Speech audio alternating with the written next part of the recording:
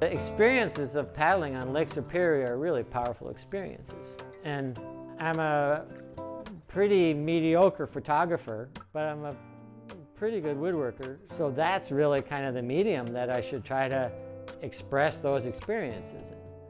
You know, and the first thing that sort of came together that way was that witch tree cabinet. It's a really powerful spiritual place. If you look at the picture I took of the witch tree, the cabinet's way better. Hopefully can bring that spirit into somebody's life. You know, whether you put a painting on your wall or a rocking chair in your living room, it's letting art become part of the fabric of everyday life. My name's Peter Pestalozzi, and I have a studio that I build original design furniture. I am shaping back slats for a rocking chair. Peter, he's driven by furniture.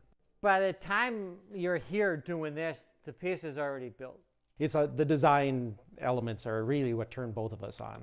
You know, this got determined by the way I made the form, you know, and that form got determined by the drawing and the prototypes that I did. You're making the choice to do something for, I mean, there's a reason behind it. You're not just making this joint because it works. You're making this joint because it also contributes to the whole aesthetic of the piece. It's a rocking chair. I've called it Surfs Up, and it's based on having spent a lot of time kayaking on Lake Superior and surfing on Park Point. There's a whole aesthetic of wave lines that need to be part of the language of that piece, so that it's not just the function of the back post is, yes, to hold up the back part of the rocker, but the design part of that is it needs to have the language of a wave somehow in it and relate to the other lines that have the language of a wave in it, so that the whole piece continues to speak the same coherent language. To have a vision like that when you're in sort of the design phase and in building the piece, that helps make this design decisions about what should I, you know, how should I make this piece, what should this curve look like.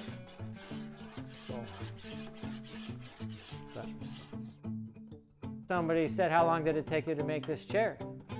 18 years, you know, and 200 other pieces in the process, because it's all cumulative. What's going to be interesting is, you know, what's going to happen with the next piece, you know, where's the next one going to come from?